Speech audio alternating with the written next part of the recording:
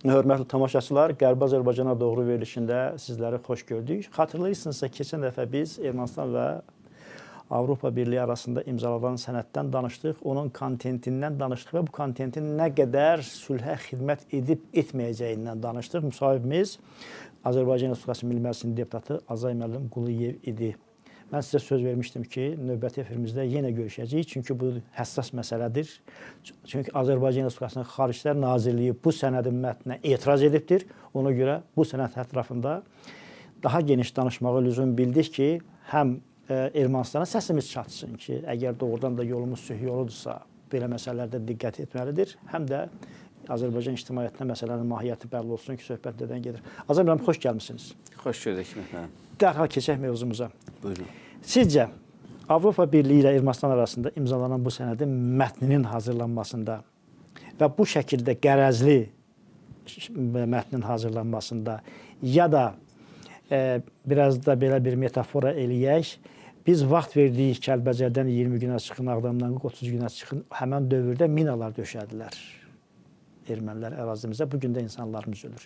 Sizcə, Brüsseldə imzalanan sənədləri bu döşənən minalara bənzədə bilərmi? Onlar nə vaxt Azərbaycanın qabağına çıxıb partlayacaqdır diplomatik müstəvidə? Tamamilə doğrudur ki, müəllim. Paralellik və müqayisə kifayət qədər yerindədir, məntiqidir.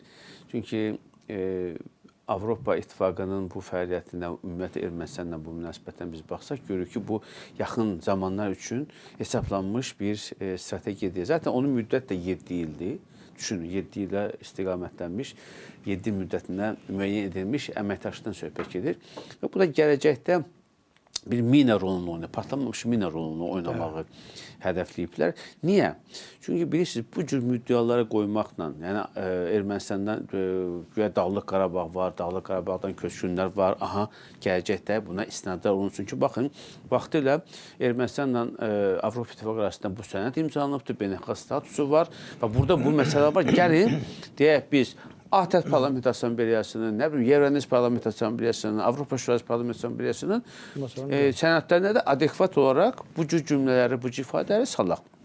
Yaxud da gələcəkdə müəyyən qanunvericilik, milli qanunvericilik sənədi hazırlanır Ermənistanda.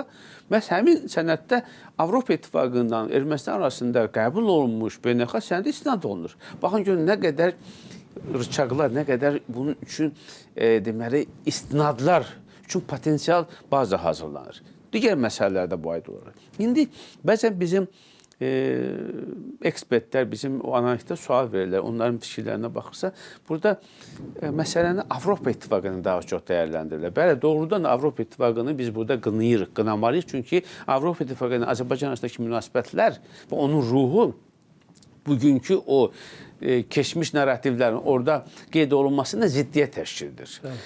Və bugün biz bunu görürük ki, Avropa İttifaqı artıq sülh prosesində iştirakdan tamamilə məhrum olduqdan sonra və çıxarılıb kənara atıldıqdan sonra onlar hansısa bir formada Cənubi Qafqaza bu və digər formada müdaxilə etmək üçün müəyyən rıçaqlar axtarırlar, müəyyən belə deyək də istinad nöqtələri, müəyyən tutacaqlar axtarırlar. Bu da həmin sənəddə var. Amma Avropa İttifaqı məsuliyyətini qoyub bu tərəfə. Şəxsən mənim üçün narahat edici məqam Ermənistanın məsuliyyətidir.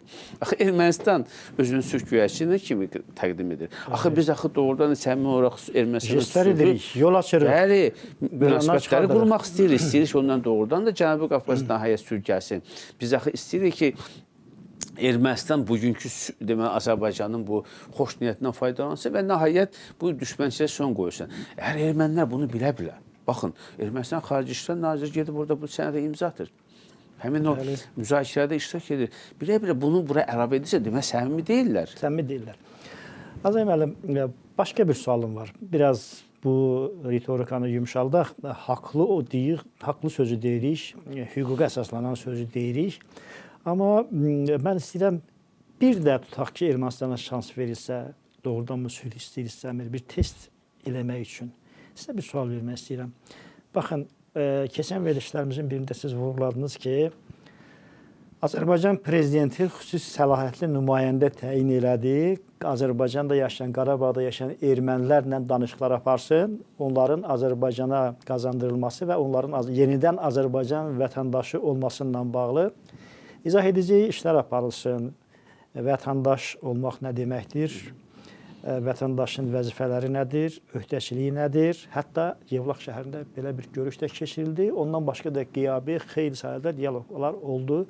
Hətta bütün dünyanın gözü qabağında biz xüsusi portal yaratdıq ki, kim qalıb Azərbaycan vətəndaşı kimi yaşamaq istəyirsə və Azərbaycana qarşı cinayət törətmirsə, Azərbaycan onlara vətəndaşlıq verməyə hazırdır. Sualım belədir. Nə vaxtsa Ermənistan bunu edəcəkmi? Axı biz Qərbi Azərbaycanlılar heç vaxt Ermənistanda separatçılıqla məşğul olmamışıq. Bəli. Heç vaxt vətəndaşı olduğumuz dövlətə xəyanət etməmişik. Heç vaxt xüsusi status uğrunda mübarizə aparmamışıq ki, bizə muxtariyyət verin və s. və s. Sadəcə bir tam hüquqlu vətəndaş kimi orada yaşamışıq, amma hüquqlarımız məhdudlaşdırırlar. Dinimiz, hələ vətəndaş olduğumuz dövrdə, orada yaşadığımız dövrdə təzyiqlərə məruz qala dinimiz və dilimiz. İndi sizcə Ermənistan özündə cəsarət tapıb bizim Qarabağ ermənilərinə verdiyimiz hüquqları, etdiyimiz təklifi bizə edəcəkmi, etməlidirmi və nə vaxt edəcək? Biz bunu gözləyirik axı. Edəcəkmi sualına?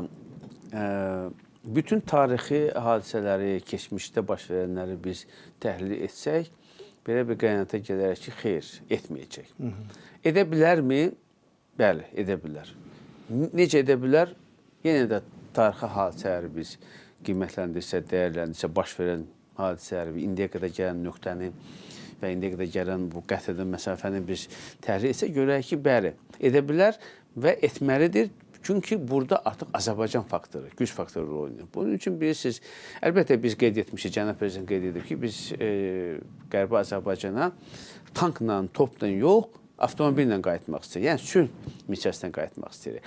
Amma tarix onu göstərdi ki, Ermənistan bu dinç yolu, sülh yolunu qəbul etmək istəmir və qəbul edə bilmir.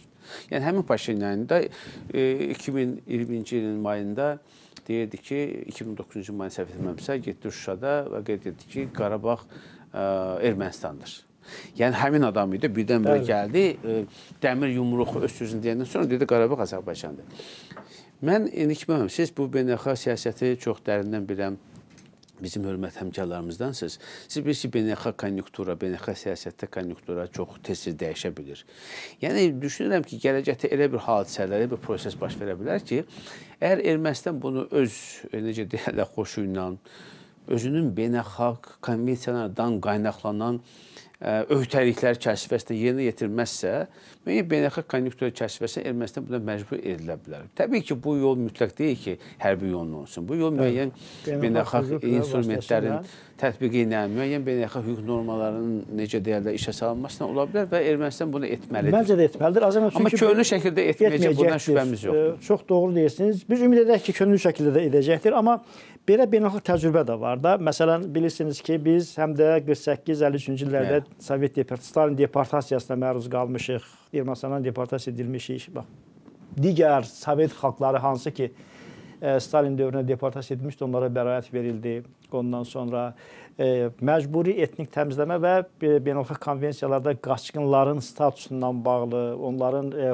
İkinci Dünya müharibəsindən sonra Fələstin-İsrail münasibəti kontekstində beynəlxalq hüquqa bir qaçqın ifadəsi, hüquqi termini daxil olundu və onların deməli izah edildi bu terminlə əhatə edir və onların qayıtmaq hüququ tanındı. Məncə düşünürəm ki, bizim də qayıtmaq hüququmuz var.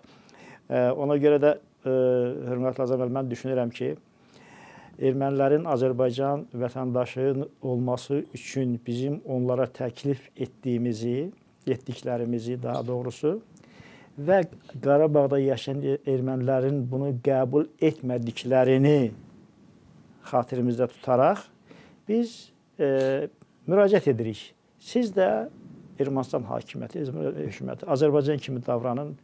Qarabağ münaqişəsi ətrafında Qərbi Azərbaycanlıların öz vətənindən tərk etmək məcburiyyətində qalmış Qərbi Azərbaycanlıların öz torpaqlarına qayıtması üçün bir portal yaradın. Bir nümayəndə təyin edin, necə ki Azərbaycan prezidenti təyin etmişdi və biz onlarla danışıq aparaq. Biz qayıtmaq istəyirik. Qarabağ erməniləri yaşamaq istəmədilər Azərbaycanda, ancaq biz öz torpaqlarımızda yaşamaq istəyirik. 3 oktyabrda, dəyərli tamaşaçılar, Milli Elmlər Akademiyasının 80-lik yubileyində Azərbaycan prezidenti dedi ki, bizim sərhədlərimizin o tayında da Azərbaycanlılar yaşayır. Onlar öz yaşadıkları ölkənin layiqli vətəndaşlarıdır. Doğrudan da baxsanız Azərbaycanın bütün cəhətlər üzrə qonşularında öz tarixi torpaqlarında Azərbaycanlılar yaşayır, amma onların heç biri heç bir halda hansı ölkədə olursa olsun etnik separatçılıqla məşğul olmayıblar. Bizim də etnik separatçılıqla məşğul olmaq niyyətimiz yoxdur. Biz vətənimizə, doğulduğumuz yerə, yurda yaşamaq üçün qayıtmaq istəyirik. Azam, mən təşəkkür edirəm. İsmail müəllim, çox sağ olun. Bir cümlə vaxtması deyim. O portal məsələsində bilirsiniz, ermənilər niyə Qarabağda qalmadılar? Və portallar bizim o bütün jestlərimizə rəğmən getdilər.